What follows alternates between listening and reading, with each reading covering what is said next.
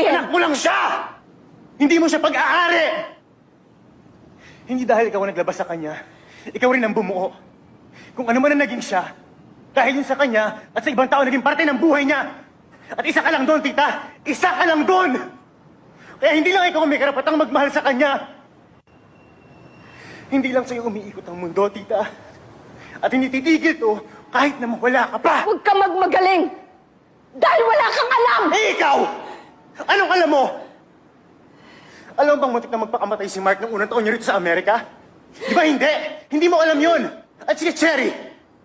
Alam mo ba nag-asawa siya ng maaga para makaalis ka agad sa poder mo? Hindi totoo yan! Ate Dang! Hindi totoo yan! O bakit niyo ayaw mong aminin? Ha? Di ba ikaw nagsabi? Huwag ipagkait sa'yo ang totoo. Basta yun, ito ang totoo! Harapin mo ang totoo! Bastos ka!